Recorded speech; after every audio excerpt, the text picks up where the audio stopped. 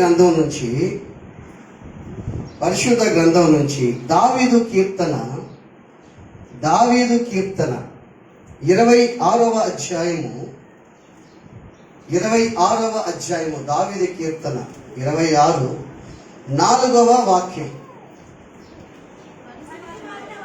పనికి మాలిన వారితో నేను సాంగత్యము చేయను, వేషధారులతో పొందు చేయను. చాలు. ఈ వాక్య భాగంలో ఈ 26వ అధ్యాయంలో 1 నుంచి 4 వచనాల వరకు ఎక్స్ప్లెయిన్ చేయాలనుకుంటున్నా. 1 నుంచి 4 వచనాలు. ఈ మొట్టమొదట వాక్యంలో మనం చూస్తే దావీదు ఏమంటాడంటే, యెహోవా నేను యథార్థ హృదయుడనై ప్రవర్తించుచున్నాను, నాకు తీర్పు తీర్చమంటాడు. అంటే నేను యథార్థంగా జీవిస్తున్నానయ్యా, నాకు న్యాయం చేయి. నేను భక్తిగా నీ సన్నిధిలో ఉన్నా, నేను నివాసం చేస్తున్నా. నన్ను మరణం నుంచి తప్పించే దేవుడివి, నా రోగాల నుంచి విడుదల చేసే దేవుడివి, నాకున్న సమస్యలన్నిటిలోంచి నన్ను జ్ఞాపకం చేసుకుని తప్పించే దేవుడు నాయనా. ఎందుకంటే నేను యథార్థ హృదయుడనై జీవిస్తున్నా. ఒకవేళ నువ్వు తప్పించినప్పుడు వీడు యథార్థ హృదయుడు కాదు, వీడు మంచోడు కాదు, చెడ్డోడని ఎంతమంది అనుకుంటారో వాళ్ళందరికీ నువ్వు సిగ్గు కలిగిస్తావు నాయనా. నీకు అర్థమైందా? వాళ్ళందరికీ సిగ్గు కలిగిస్తావు. నేను నీ దృష్టిలో యథార్థంగా నమ్మకంగా జీవిస్తున్నాను నాయనా. అందుకని నన్ను ఒక్కసారి జ్ఞాపకం చేసుకొని చేసినటువంటి ప్రార్థన ఇది. చేసినటువంటి ప్రార్థన బాగా ఆలోచించి, యథార్థవంతుడు ఒక్కడు లేడు. ఉన్నారా? చెప్పండి, ఉన్నారమ్మా? నీతివంతుడు ఒక్కడు లేడు అని ఉంది కదా బైబిల్లో. అయితే ఈయనేమంటాడు, నేను యథార్థవంతుడనై ఎదుటి నన్ను ప్రవర్తిస్తున్నానయ్య అని అంటాడు. అంటే అర్థం ఏంటంటే నైతికంగా ఆధ్యాత్మికంగా యథార్థవంతుడు ఈయన. అంటే క్రీస్తులో యథార్థవంతుడు. అందుకనే యథార్థవంతుడు కాదు కాబట్టే, బాగా ఆలోచించి, శారీరకంగా యథార్థవంతుడు కాదు కాబట్టే ఈ 2వ వచనం ఏమంటారు? 2వ వచనంలో యెహోవా నన్ను పరిశీలించయ్యా. చూసావా? ఇప్పుడు అర్థమైంది మీకు? నన్ను పరిశీలించు, నన్ను పరీక్షించయ్యా, నా అంతరంగములను, నాకు నా హృదయమును పరిశోధించయ్యా. చూసావా? అంటే యథార్థ హృదయుడు కాదు కాబట్టే, శారీరకంగా యథార్థవంతుడు కాదు కాబట్టి ఏది చెయ్యాలనుకుంటే అదే చేస్తాం. మన నైజం అది. ఏది చేయకూడదనుకుంటే అదే చేస్తాం. ఏది చెయ్యాలంటే అది చెయ్యం. మన పరిస్థితులు అలా ఉంటాయి. అందుకని ఇక్కడ దావీదు అంటున్నాడు తెలుసా, నేను శారీరకంగా యథార్థవంతుడు కాదు, ఆధ్యాత్మికంగా నీలో నేను యథార్థవంతుడుగా ఉన్నాను. నువ్వు నాకు న్యాయం చేయి, నాకు తప్పకుండా న్యాయం చేయి. నా భక్తి, నా నీతి మురికి పేలికలుగా ఉంది. నా భక్తి ఎటువంటిదో నీకు తెలుసు. నేను భక్తి పరుగా సంచరిస్తున్నా. రాత్రి జాములు ఎంతో ప్రార్థన చేస్తున్నా. ఎన్నో ఆటుపడుతున్న కాపాడారు. నా కన్నీళ్ళ పడక కొట్టుకొని పోతా ఉంది. నేను కోసం ప్రార్థన చేస్తున్నా. కానీ శత్రువులు ఒక పక్క నా మీద కఠోరమైన మాటలు మాట్లాడుతున్నారు. వాడు ఎప్పుడు చచ్చిపోతాడా, ఎప్పుడు నాశనం అయిపోతాడా, వాడు బ్రతికింతే, వాడి జీవితం ఇంతే, ఇక్కడ డెవలప్ కాదు అనుకుంటున్నారు. నీవు నన్ను తప్పించినప్పుడు నా శత్రువులు సిగ్గుపరచబడతారు అని ప్రార్థన చేశాడు. Praise the Lord. హల్లెలూయా. నీవు తప్పిస్తావు, నా శత్రువులు అప్పుడు ఏం చేస్తారంటారు? సిగ్గుపరచబడతారు. బాగా ఆలోచన చేస్తే యథార్థవంతులంట, అంటే క్రీస్తులో ఉన్న యథార్థవంతులంట ఆయన ముఖ దర్శనం చేస్తారంట. ఈ మాట 11వ కీర్తనలో చివరి వచ్చిన అనుకుంటా ఈ మాట ఉంటుంది. యథార్థవంతులు ఆయన ముఖ దర్శనాన్ని చేసేదారు. అంటే దేవునితో వాళ్ళు గడిపే జీవితం, వాళ్ళు ప్రార్థించే జీవితం, వాళ్ళు యథార్థంగా ఉన్నారు కాబట్టి ఆయన ముఖాన్ని, ఆయన తేజో మహిమను చూస్తారు వాళ్ళు.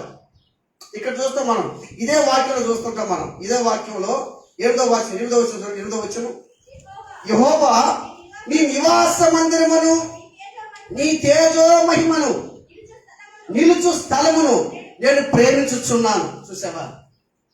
అంటే నేను నీ ముఖ దర్శనం చేస్తానయ్యా.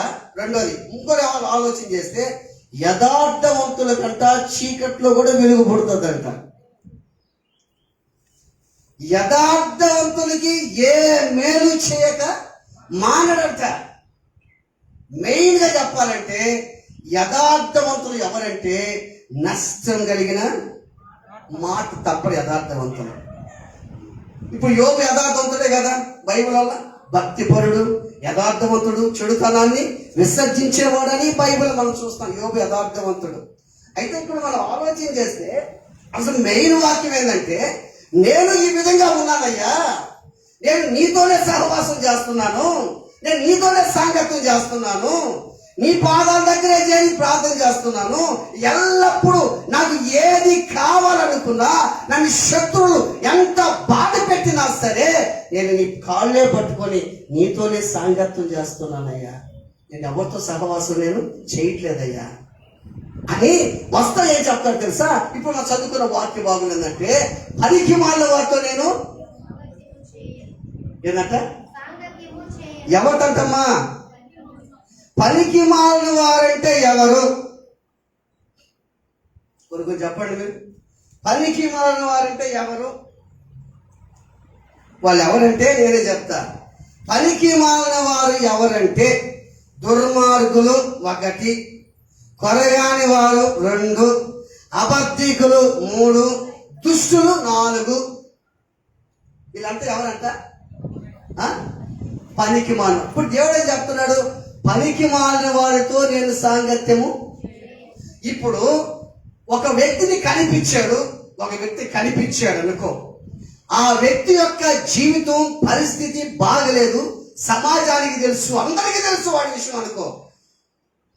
వాటితో నువ్వు పోతుంటే ప్రజలు నిన్ను ఏమంటుంటారు? ఏమంటారు? ఏంది ఈడు వాడైపోయినాడు, వాడు ఈడైపోయినాడు అంటారు లేదా? ఖచ్చితంగా అంటారు. అయితే ఒకటి, అయితే ఆ వ్యక్తిని ద్వేషించమని దేవుడు చెప్తున్నాడు, ప్రేమించమని చెప్తున్నాడు. ఆ వ్యక్తితో మాట్లాడాలని, పలకాలని చెప్తున్నాడు. సాంగత్యం మాత్రం చేయకూడదని చెప్తున్నాడు. మనోళ్ళు ఏం చేస్తారు తెలుసా? చాలా మంది ఏం చేస్తారు తెలుసా? క్రైస్తవుడు క్రైస్తవురాలతో సాంగత్యం చేయడు. ఒక విశ్వాసి విశ్వాసతో సాంగత్యం చేయదు. లోకపు మాటలు చెప్పేతో సాంగత్యం చేస్తాం మనం. ఒక ఎగ్జాంపుల్ చెప్తాను మీకు. కొన్నేళ్ళు తెలుసుకున్నది. కొన్నేళ్ళు యాకుడు, కొన్నేళ్ళు బైబిల్లో ఉన్నాడు. ఏ ఊరు అయింది? రోమా. కొన్నేళ్ళు ఉన్నాడు కదా. ఈ కొన్నేళ్ళ పరిస్థితి బాగా ఆలోచన చేస్తే, కొన్నేళ్ళకు రోమీడు అయినా కానీ రోమీలతో సాంగత్యం చేయాల. బాగా గుర్తుపెట్టుకోండి. కొన్నేళ్ళు రోమీడు ఎవరితో సాంగత్యం చేయలేదు? రోమీలతో సాంగత్యం చేయాల. ఎవరితో చేశారు? యూదులతో సాంగత్యం చేశాడు. యూదులతో సాంగత్యం చేసినందువల్ల దేవుడు తెలుసుకున్నాడు. అందరూ చప్పట్లు కొట్టండి. Praise the lord. అంటే నీకున్నటువంటి ఫ్రెండ్స్, నీకున్న స్నేహితుల్ని వదిలిపెట్టమని చెప్పటం లేదు, వాళ్ళతో మాట్లాడాలని చెప్పటం లేదు, వాళ్ళతో జాగ్రత్తగా ఉండాలని చెప్తున్నాడు దేవుడు. వాళ్ళు కొనగాని వాళ్ళు ఫుల్గా అడ్మిన్ చేసేవాడు.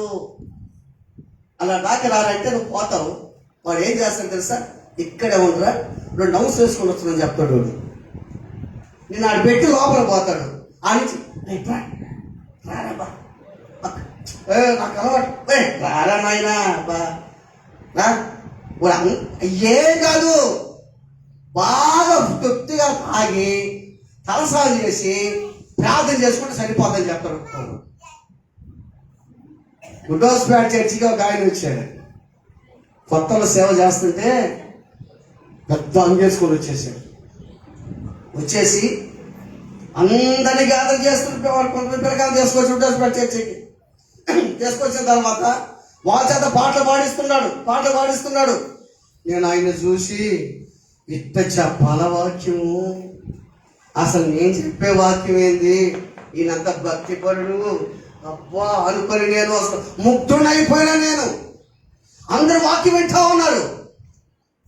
2వ వారం రాలాయన. 2వ వారం తర్వాత మా ఊళ్ళు వచ్చారు. వస్తే నిజంగా ఆయన వచ్చాడు. చాలా చక్కగా చెప్పాడు వాక్యం. ఎంత బాగా చెప్పాడు తెలుసా. పోరా నాయన ఆ చెట్టగాడు పోరా నాయన అన్నాడు. ఏమన్నారు? అది నా చెట్టగాడు పోయా. ఆయన చెప్తాడంట, సోమవారం నుంచి శనివారం దాకా తృప్తిగా ఏదైనా పని చేయొచ్చంట. శనివారం రాత్రి అంట ఫ్రెష్గా తలస్నానం చేసి అప్పుడు వాక్యం చదువుకుని ప్రార్థన చేసుకుంటే ఒక్క దెబ్బతో మొత్తం కొట్టుకొని పోతాయంట. ఇటువంటి వాళ్ళతో మనం ఏం చేయాలమ్మా? అది దూరంగా ఉండాలి.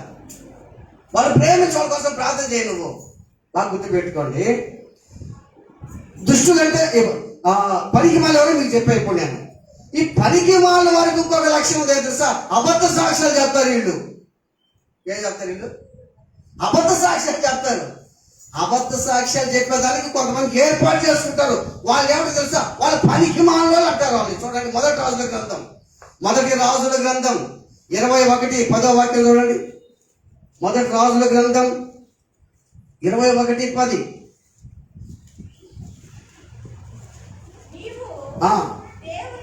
దేవునిని రాజుని దూషించేవని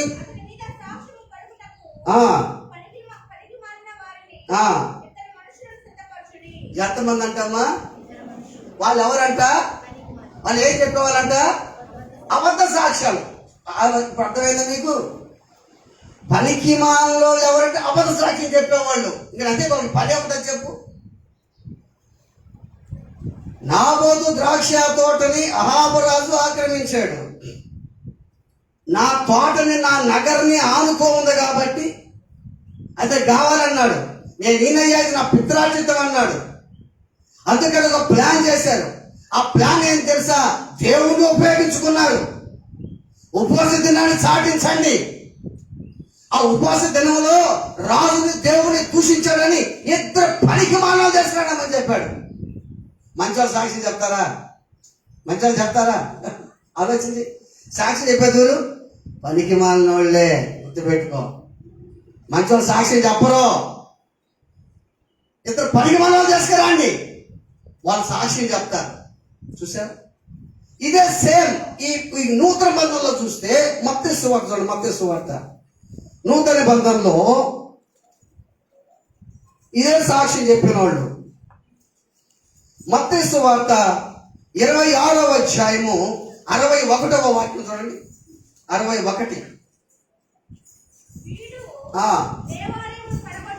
పడగొట్టి చెప్పానది. దాని ముందు చదువు. ఏంటమ్మా? ఇద్దరు మనుషులు వచ్చి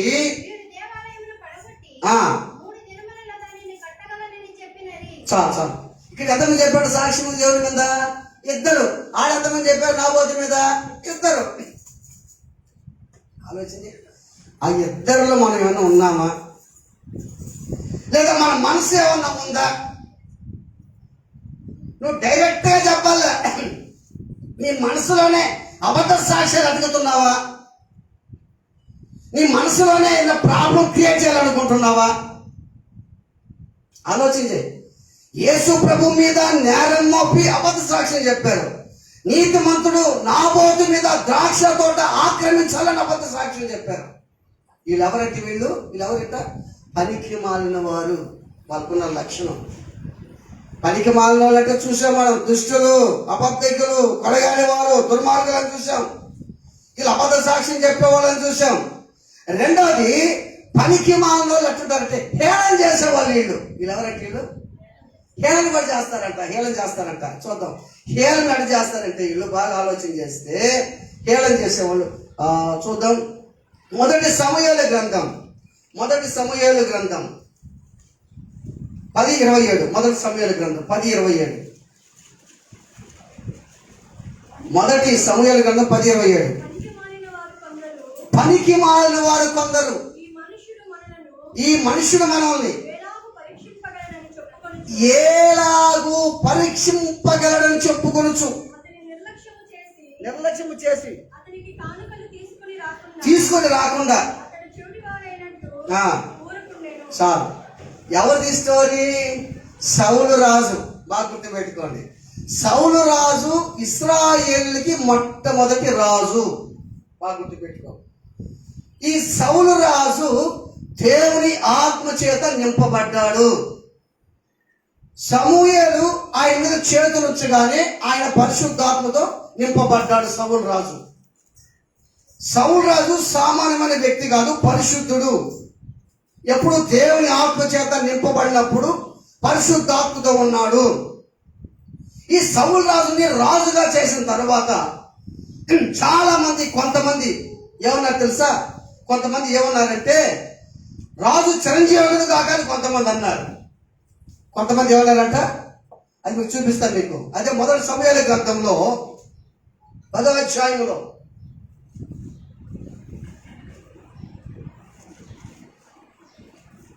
24వ వచనం.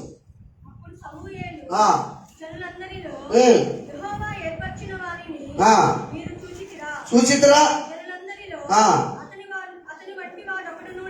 లేడని చెప్పగా జనులందరూ బొబ్బలు పెట్టుచు రాజు చిరంజీవులు కాకని కేకలు వేశారు. బాగా ఆలోచించారు, కేకలు వేశారు. జనులు రాజు చిరంజీవి అని కేకలు వేశారంటే రాజు ఇతనే రాజు అనుకున్నారంటే కొంతమంది.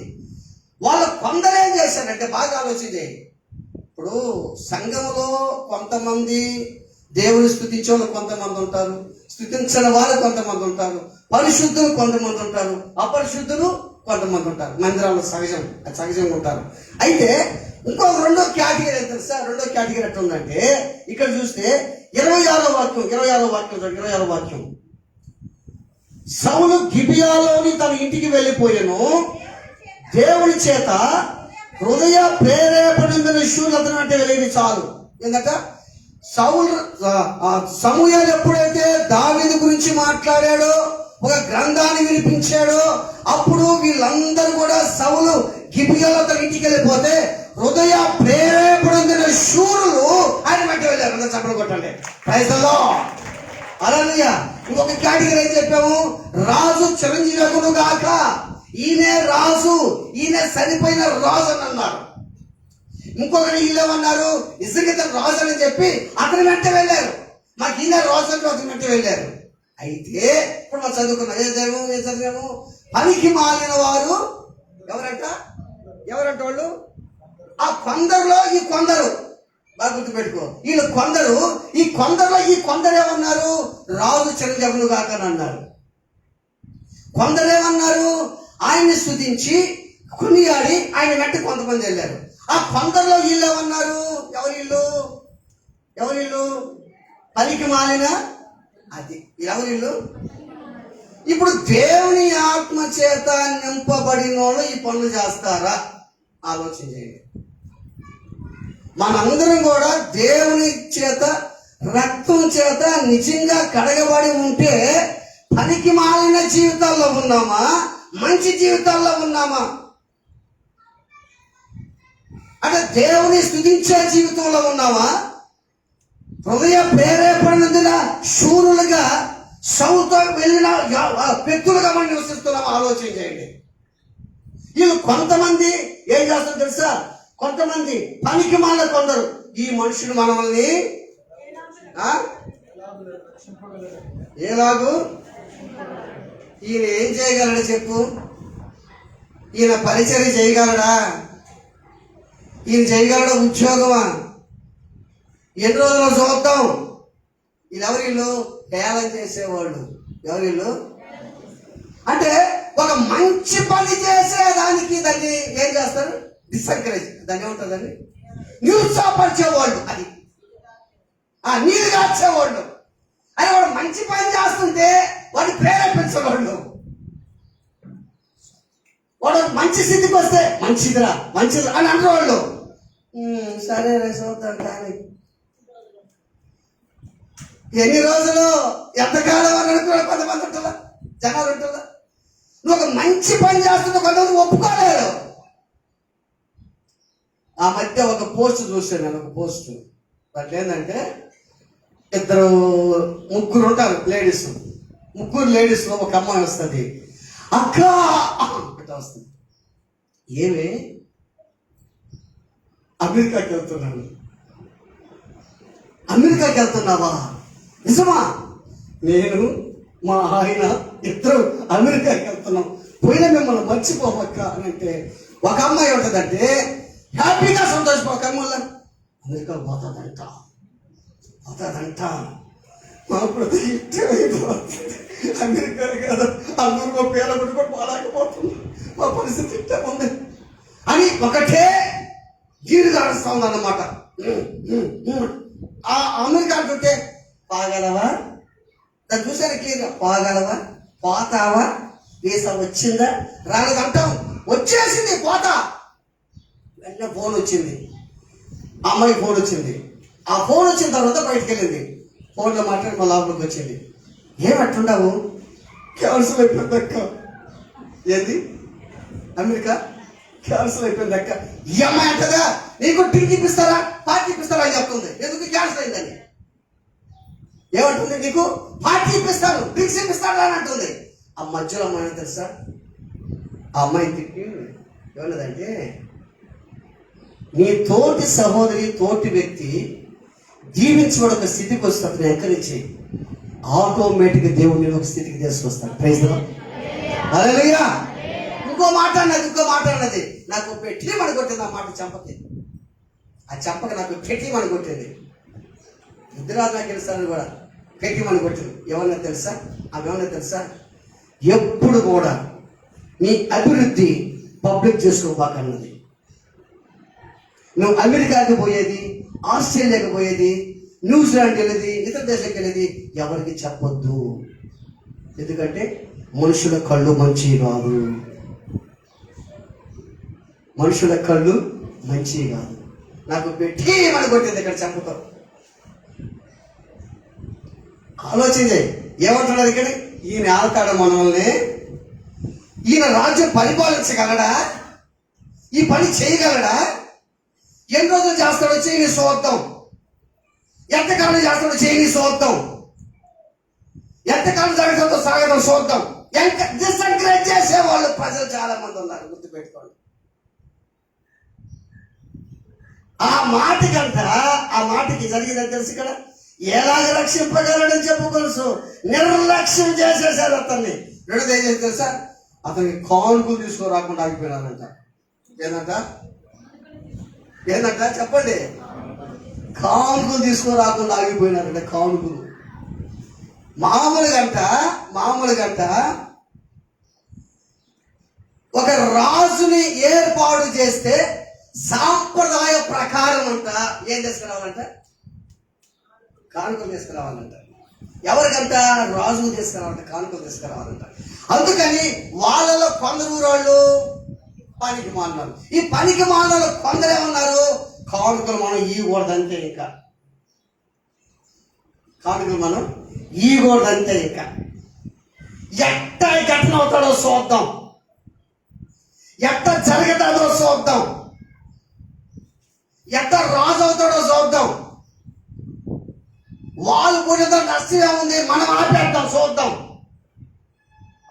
అని ఏం చేస్తుంది. కొందరు కానుకలు లేకుండా ఆగిపోతే ఆ మాట కట్టినాడంట ఆయన చెవిటివాడైనట్టు ఓరకుండేనో. హల్లెలూయా, హల్లెలూయా. కొన్ని విషయాల్లో నీకు వినపడకూడదమ్మ మాటల, కొన్ని విషయాలను చెవిటివాడిగా అయిపోవాలి. నీ ముందే ఎవరైనా తిట్టారనుకో, అవి వినబడ్డాయనుకో, నీకు ఎట్లా తెలుసా, నాకు శివుడు అనుకోవాలా. నీకు బాగా వినబడింది అనుకో, ఏదైనా మాట్లాడదు నువ్వా అన్నావు అనుకో, ఇక డిస్మే.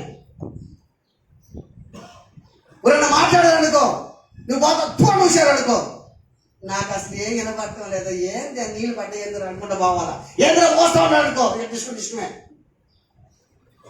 కొన్ని విషయాల్లో నువ్వు ఎట్లా తెలుసా, ఎట్లాలమ్మా అమ్మా ఈ మాట ఎందుకు చెప్పానంటే, నిజముగా దేవుని ఆత్మ చేత నింపబడిని కానీ నువ్వు ఉంటే, నిన్ను ఒక మాట అన్నారు, ఏదో మాట నిన్న నీకు వినబడింది, దాన్ని తొగవు నువ్వు. ఆ మాట నీకు వినబడదండి, నీకు చెబుతోడు వెళ్ళు అంతే. ఇక్కడ సౌలు దేవుని ఆత్మతో నింపబడ్డాడు కాబట్టి ఏమన్నా తెలుసా, చెవిటి వాడిగా ఉన్నాడు. గుర్తుపెట్టుకో. ఇప్పుడు మీకు అర్థమైందా? నువ్వు నిజంగా దేవుని ఆత్మ చేత నింపబడితే నువ్వు చెవిటి వాడికి చెవిటి దాని ఉండాలి. ఇప్పుడు పోతున్న గుడి నుంచి పోతుండవు, బైబిల్తో పోతుండవు, పక్కన ఎప్పుడు నుంచి భక్తురాలు ఇవి అన్నారనుకో, ఎప్పుడు నుంచి భక్తుడు అన్నారనుకో, ఏమరా జాగ్రత్తగా ఉండు, వచ్చాడనుకో అని అన్నామనుకో, నిజంగా నీళ్ళ ఆత్మ ఉంటే ఆ మాటలు రావు కదా. అర్థమవుతుందా?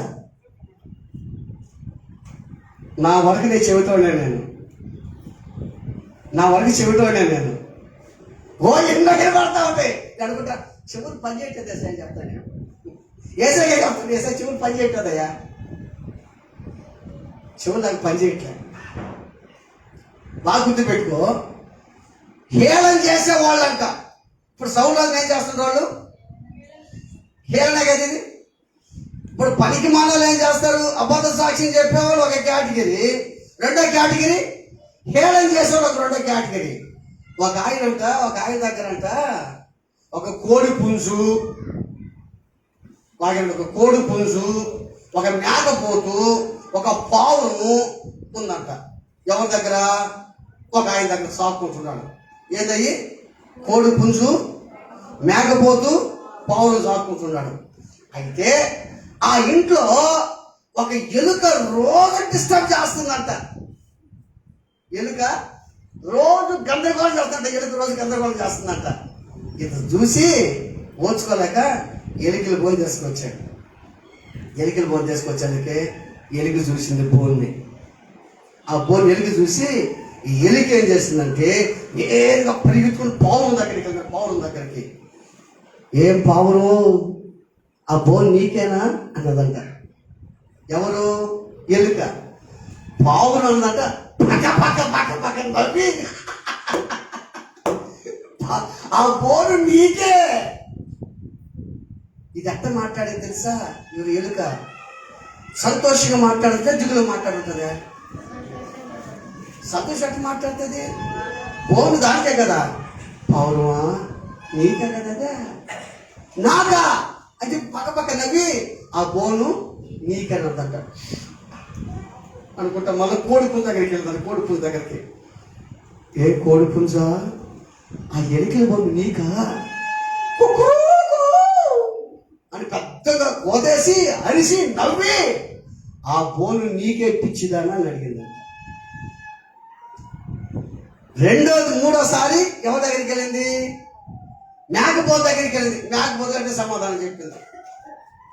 ఒకరోజు ఏం జరిగిందంటే, ఆ బోన్ ఆడి పెట్టుంటే ఆ బోన్లో శబ్దం వచ్చింది. ఎలికల బోన్లో శబ్దం వచ్చింది. ఆ ఇంటి యజమానురాలు పోయేదాకే ఆ బోన్ ఎత్తలేక పాము కరిచింది. ఆ పాము కరిచింది ఆమె. పాము కరిచేదానికి వెంటనే పాపం యజమానుడు ఆమె తీసుకొని హాస్పిటల్ తీసుకెళ్ళిపోయి అట్టో ట్రీట్మెంట్ చేసి బాగా అయిపోయింది. ఆ డాక్టర్ ఏం సలహా ఇచ్చాడంటే, అయ్యా యాడన్న ఒక పావును కానీ ఉంటే ఆ పావును రక్తం కానీ పూస్తే ఆ గాయం తొందరగా మారిపోద్దని సలహా ఇచ్చాడంట డాక్టర్. ఇంట్లో ఏముంది? ఇంటికి వచ్చాడు, పావురం కోసాడు. పావురం ఏం చేశాడు? పావురం కోసాడు. పావురం కోసి ట్రీట్మెంట్ చేశాడు. ఒక 4-5 రోజుల తర్వాత పాము కలిసిందని బంధువులు వచ్చాడంట. బంధువులు వచ్చిన తర్వాత ఇక బంధువులకి డిన్నర్ చేయిద్దా? ఏం చేసినప్పుడు అది ఏం చేశాడు? కోడి పుంజు కోసేసాడు. కోడి పుంజు కోసేసిన తర్వాత శుభ్రంగా తినేశాడు. ఈయన బాగైపోయింది. ఇక నేను హ్యాపీ. అందరికీ చాటింపేసి పబ్లిక్ చేసి డిన్నర్ చేశారు. ఏం కోసారు? అప్పుడు మేకపోతు కోసారు. ఇప్పుడు మీకు ఏమర్థమైందంటే గుర్తుపెట్టుకో. అబ్బా అంత సపోర్ట్ కొట్టండి అంటే అర్థమైందంటే నీ దగ్గరకి బాగా గుర్తుపెట్టుకో. నా చెల్లెళ్ళు, తమ్ముళ్ళు, అక్కలు, అన్నల కోసం చెప్తున్నా. నీ దగ్గరకి చాలా మంది వాళ్ళ కుటుంబంలో బాధ చెప్పుకోవడానికి వస్తుంటారు. వాళ్ళు చెప్పినప్పుడు వాళ్ళు ఇది చెప్తున్నారు, సార్ బాగలేదు సార్, కడుపులో నొప్పులు, నొప్పి కదా కడుపులో నొప్పిలా స్తుతించెదనయ్యా ఓ ఏ అని అనుకుంటే ఎట్లుంటుంది వాళ్ళకి? రాదమ్మా. బాగా గుర్తుపెట్టుకో. ఏం తెలుసా, నీ దగ్గరికి ఎందుకు వస్తారంటే వాళ్ళ బాధలు చెప్పుకోవడానికి వస్తుంటారు నీ దగ్గరికి. ఓపికగా విను, ఓపికగా విను. సంతోషించే వారితో నువ్వు సంతోషించాలా, దుఃఖించే వారితో దుఃఖించాలా. గుర్తుపెట్టుకో, బాగా గుర్తుపెట్టుకో. వాళ్ళ బాధలు చెప్పుకోవడానికి దగ్గరకు వస్తున్నారు, అప్పుడు ఓపికగా వినాలి, ఓపికగా వినాలి. నాకు గుర్తుపెట్టుకో. కొన్ని సందర్భాల్లో ఒక 3 విషయాలు చెప్పాలనుకుంటున్నాను మీకు. 3 విషయాలు. ఈ 3 విషయాలు ఏంటంటే, ఫస్ట్ది ఇతరుల మాటలు మనం వినకూడదు. అంటే మనకి చెవుడులాగా ఉండాలా. ఎట్లుండాలి మనం? ఎట్లుండాలమ్మా? మనకి చెవుడు అనుకోవాలా. ఎన్నెన్నో మాటలు, కఠోరమైన మాటలు. ఒక్కొక్క మాటలు ఎట్లుంటాయంటే, నువ్వు ఇంట్లో ఉంటే పక్కన ఎన్ని రోజులు చూద్దాంలేరా ఈ వైభవా, ఎంతకాలం చూద్దాంలేరా ఈ వైభవం అనుకుంటా ఉంటాయి. నీకు కనబడతా ఉంటాయి. నువ్వు పెట్టుండాలా, చెవిటి వాడు లాగా ఉండాలా. అది ఎవరుంటారు ఆ విధంగా? దేవుని ఆత్మ చేత నింపబడిన వారు మాత్రమే ఉంటారు. ఇంకొకటి కూడా ఉంటుంది. ఇప్పుడు అంత అయిపోయిన తర్వాత నిన్ను అన్నారనుకో, బాగా నిన్ను అన్నారనుకో, ఒక రోజు వాళ్ళకి అది ఇంట్లో జరిగిందనుకో, నువ్వు ఎట్లుంటుంది? నువ్వు ఎట్లా అనిపిస్తుంది? ఎట్లా అనిపిస్తుంది నీకు? నవ్వుతావా? సంతోషిస్తావా? అది కూడా లేదు. బాగా ఇంకో విషయం చెప్తాను మీకు. అదే 1 సమూయేలు గ్రంథం 11వ అధ్యాయములో 11వ అధ్యాయము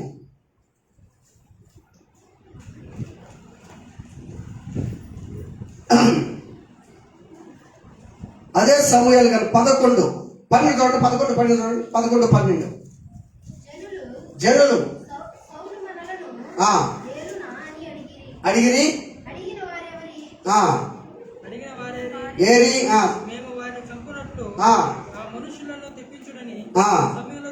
అనగా సౌలు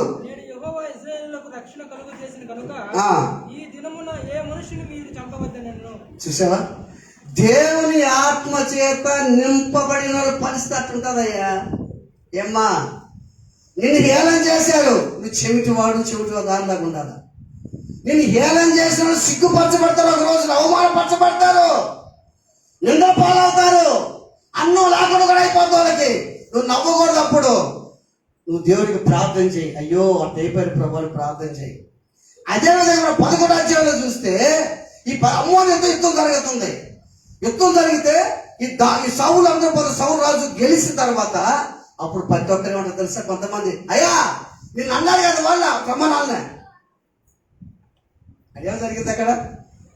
మళ్ళీ చూడండి 11:12 మళ్ళీ చూడండి. జనులు సౌలు మన ఏలునా అని అడిగిన వారేది?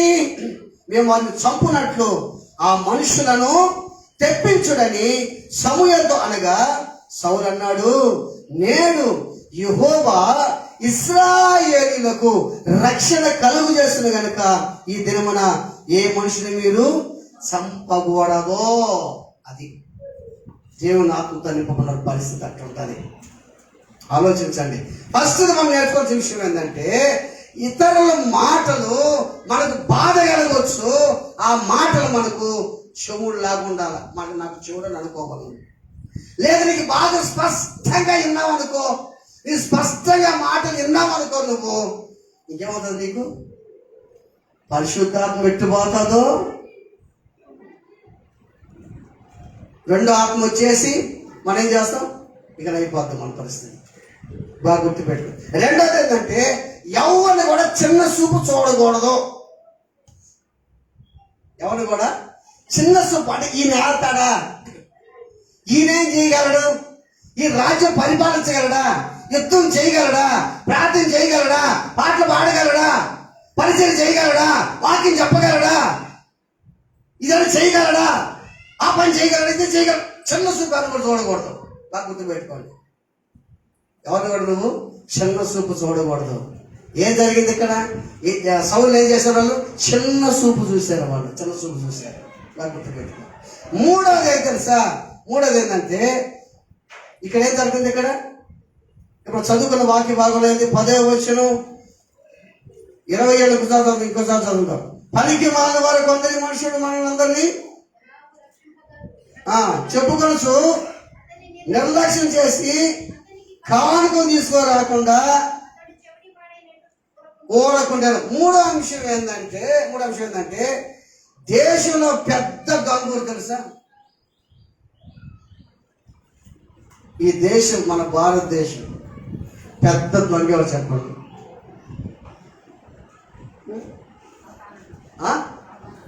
సాధారణుడు ఎక్కడ దొంగే కదా. దేశం బాగా గుర్తుపెట్టుకోండి, దేశంలో పెద్ద దొంగ ఎవరు తెలుసా? సమయాన్ని దొంగిలించేవాడంట. ఆదివారం సమయం దొంగిలించిన దొంగవే, శుక్రవారం రాకుండా దొంగిలించిన దొంగవే, దేవుని కార్యాలకి ముందంజి వేయకుండా నువ్వు దొంగవే, దేవుడికి కూడా నువ్వు దొంగవే. ఏం చెప్పాడు దేవుడు? మీరు నాకు ఈక మీరేమయ్యారు? మీరు దొంగలయ్యారు. ఎక్కడ? మలాకి ఉన్న మాటలు కదా, దొంగలయ్యారు. మీరు నాకు ఇస్తే నన్ను శోధించండి. మీరు దొంగలైపోయారు. మీరు నాకు దొంగలు. ప్రార్థన చేసుకోకుండా సమయం దొంగిలించేస్తున్నావు. ప్రతిరోజు నువ్వు రాత్రుల్లో ప్రార్థన చేసేవాడివి, ప్రతిరోజు నువ్వు వేకువజామున ప్రార్థన చేసేవాడివి, నువ్వు వాక్యం చదివేవాడివి, నువ్వు సమయాన్ని దొంగిలించేసేప్పుడు నువ్వు చేయటం దొంగవే. నువ్వు పెద్ద దొంగవు. నువ్వు మన పెద్ద దొంగలని అయితే దొంగలు పడ్డారంట. ఏమంట? అన్ని తీసుకుపోయారంట. అవి కాదు, మనం దొంగలవి. ఆయన సమయాన్ని దొంగిలించోళ్ళ మనం దొంగలే. నువ్వు అలవాటు చేస్తున్నావు కదా, నేను ప్రార్థన చేయాలి, వాక్యం చదవాలని అలవాటు చేసి యాడ్ చేస్తున్నావు. నువ్వు దొంగవే. నువ్వు దొంగతనం ఎక్కువ అయిపోయింది. ప్రార్థన చేసుకోవట్లేదు, వాక్యం చదవట్లేదు, కానుకలు ఇయటం లేదు, అంత దొంగవే. నువ్వు దొంగవే. దేవుడు చెప్పేశాడు దొంగని. దేశంలో మొట్ట పెద్ద దొంగలు మనమే. ఆలోచించండి దేవుని బిడ్డారా. పనికి మాలిన వారితో నేను సాంగత్యము చేయను. దాని కిందే ఉంది వేషధారులతో నేను పొందు చేయను. అంటే అర్థం ఏంటంటే, మొట్టమొదటి మనం చూస్తే అబద్ధికులతో నేను సహవాసం చేసేవాడిని కాను. అంటే పనికి మాలిన లెక్క అన్నమాట. అబద్ధికులతో సహవాసం చేసేవాడిని కాను. రెండోది, కపటం కలిగిన వాళ్ళతో నాకేం పని. అది అర్థం. వేషధారులంటే ఎవరంట? వేషధారులంటే కపటం కలిగిన వాళ్ళు. వాళ్ళు ఎవరంట? వాళ్ళు కపటం కలిగిన వాళ్ళు. ఈ వేషధారుల గురించి ఎక్కడ రాస్తాడు? మత్తయి సువార్త 23వ అధ్యాయంలో దాంట్లో కానీ చూస్తే అన్నీ ఉంటాయి. మత్తయి సువార్త 23వ అధ్యాయంలో 13వ వాక్యం చదవండి. 13వ వాక్యం. అయ్యో పరిసయ్యులారా, చాలు. ఏంటంట? అయ్యో వేషధారులైన శాస్త్రులారా, పరిసయ్యులారా. అంటే కపటం కలిగిన వాళ్ళారా అని అర్థం అన్నమాట. వేషధారి. వేషలకైనా పరలోక రాజ్యం ఉంది, కానీ వేషధారులకు పరలోక రాజ్యం లేదు. బైబిల్లో ఉన్న మాట. మళ్ళా 17వ వాక్యం. అయ్యో శాస్త్రులారా, పరిసయ్యులారా. చాలు. అంటే భక్తి ఆలోచన చేస్తే 13వ వచనం బాగా గుర్తు పెట్టుకొని నోట్ చేసుకోండి. 13వ వచనం, 15వ వచనం, 16వ వచనం, 23వ వచనం, 25వ వచనం, 27వ వచనం, 29వ వచనం. అంతా వేస్తాని. 27వ వచనం చదవండి. 27వ వచనం.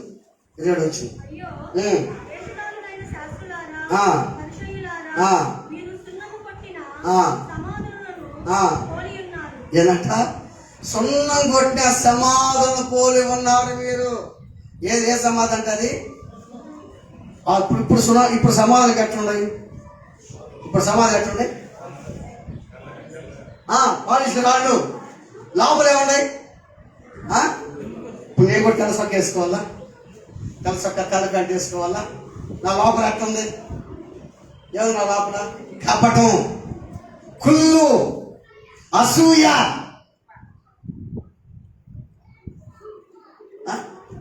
నా లోపల ఏముంది? నేనే పోల్చుకుంటాను.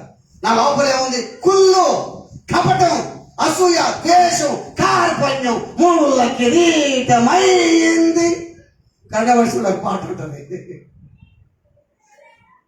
పేరుకి బాగానే ఉన్నాం మనం, పేరుకి బాగానే ఉన్నాం. మంచి మంచి వస్త్రాలు, మంచి మంచి బట్టలు కట్టుకోవడం మంచిదే కాదంటున్నారు. సొమ్ము కొట్టిన సమాధులు, పాలిషురాలు పెట్టి మంచి సమాధులు కట్టి దాని లోపల కుళ్ళు కప్పు కొట్టుకుపోయే ఆ ఎముకలు ఉన్నాయి. అటువంటి మన జీవితం. వేషధారులు, పనికి మానవతని సాంగత్యం చేయను, వేషధారుతో నేను పొందు చేయను. వాళ్ళ నాకు ఏం పని? ఎవరంటుంది మాట? దావీదు. ఏం పని వాళ్ళతోటి? అటు ఇటు నీకేం పని? వాళ్ళ దగ్గర కూర్చొని అట్టు మాట్లాడుతావు నువ్వు.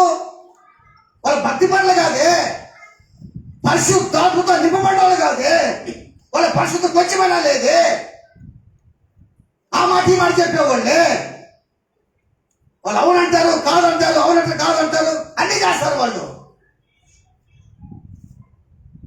పరిశుద్ధాత్మతోను నిజముగా నింపబడితే అపవిత్రమైన మాటలు నీ చెవులు కూడా వినవు. నువ్వు నేను ఎవరైనా దూషించినా, నీకు వినబడినా, నేను చెవిటోని కాదు, నేను చెవిటోనే.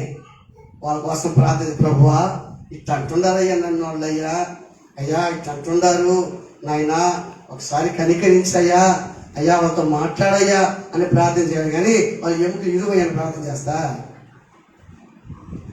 అది చేయకూడదు. ఒకసారి ఒక సూపు చూడని ప్రార్థన చేస్తా చూడ్డాయన. ఆయన అంత ప్రేమ కలిగినోడు, ఆయన చూసేవాడు కాదు, ఆయన జాలి కలిగిన దేవుడు ఆయన. ఆలోచన చేయి. వేషధారులతో నేను పొందు చేయను. అయితే పనికి మాలిన వారితో సాంగత్యం చేయకూడదు. ఎవరితో సాంగత్యం చేయాలి? చెప్పిన ముగిచ్చేస్తా. ఎవరితో చేయాలి? ఎవరితో? యేసయ్యతో సాంగత్యం చేయాలి. చూడండి, మొదటి యోహాను పత్రిక 1:3. మొదటి యోహాను పత్రిక 1:3.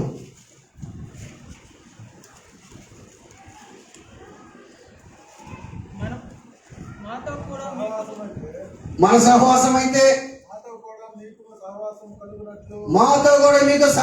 కలుగునట్లు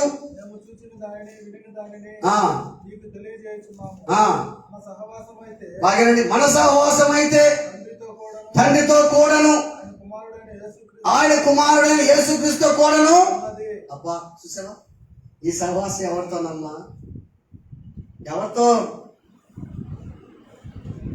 పక్కన వాళ్ళతో సహవాసం చేస్తే మంచిదే. పక్కన వాళ్ళ మాటలు ఎలా ఉన్నాయో ఆలోచించాయి. నిజంగా ఇల్లు పరిశుద్ధాత్మతో నింపబడితే ఆ నోటుకుండా ఈ మాటలు వస్తాయా? ఈ మాటలు వచ్చేవాళ్ళు దేవుని పెట్టలేనా? లోకస్తులు వేరు, వాళ్ళ నోటుకుని అన్ని మాటలు వస్తాయి, అది వేరు. నీవు మందిరికి వస్తా, దేవుని రక్తం చేత కడగబడ్డానని చెప్పుకుంటా, నీలో ఆత్మ ఉందని చెప్పుకుంటా, నీలో మాటలు వ్యతిరేకమైన మాటలు వస్తుంటే ఇక ఆ మాట ఎలా ఉంటే చెప్పు. నీతో సహవాసం చేయగలరా వాళ్ళు? ఎవరైనా చేయగలరా? ఒక మాట అంటే ఓర్చుకోలేకపోతున్నావు, ఒక మాట అంటే అంగీకరించలేకపోతున్నావు.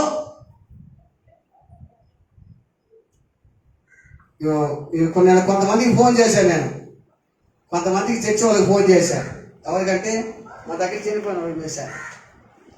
సొన్నబట్టి మరియమ్మకు చేశా ఫోను. సొన్నబట్టి మరియమ్మకు ఫోన్ చేస్తే ఆయనకేం పేరు పెట్టాం మనం? 7 దెయ్యాలు వెళ్ళిపోయిన మరియమ్మ అని పెట్టాం. 7 దెయ్యాలు ఉన్నాయి ఆమెకి. ప్రార్థన చేసిన కోసం ఆయన ఫోన్ చేస్తే అవన్నది, ఎప్పుడెప్పుడు రావాలని ఉండదు సార్, నాకేడికి రాలేకపోతున్నాను సార్, రావాలని ఉంది సార్ నాకు. పైన కూడా స్టార్ట్ చేస్తున్నాము సార్, దానికోసం ప్రార్థన కూడా చేస్తున్నాడు సార్. ఆ మనసు ఎంత అర్థం తెలుసా? ఇక రావాలని కోరుకుంది ఆమెకి, కానీ పరిస్థితుల ప్రభావంతో రాలేకపోతుంది. ఇంకొకరు ఫోన్ చేశా, నువ్వు తెలుసా మర్చిపోయినా, సలోమికి ఫోన్ చేశా. సలోమికి ఫోన్ చేస్తే సలోమి అంటుంది, మా అమ్మ నాన్న కంటే కూడా నీకు ఎక్కువ ప్రాధాన్యత ఇచ్చాను. మా అమ్మ నాన్న ఏమన్నా అంటే ఒప్పుకోనేమో కానీ నువ్వు తింటే ఒప్పుకుంటానంటుంది.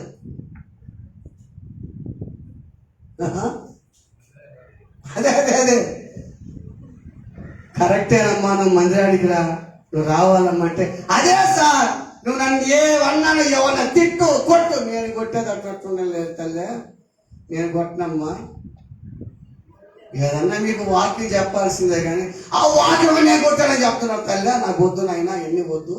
నేను దేవుని మాటలు బైబిల్ ఎత్తి చూపించాల్సిందే కానీ నేను అదే చెప్పలేనమ్మా.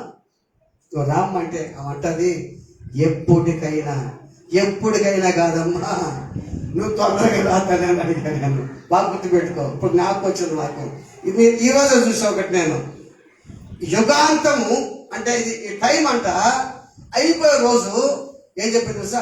2029కి అంటే యేసు ప్రభు ఏం చెప్పాడు? మత్తు శ్మాశదని చెప్పున్నాడే, కొండలు లోయలు అంతా అయిపోయి ప్రపంచ నాశనం అని చెప్తున్నాడే, అది 2029కి వస్తుందంట. 2029 కంటే ఎన్ని సంవత్సరాలు ఉంది? 5 సంవత్సరాలు ఉంది. ఈ 2029కి అది వస్తుందంట.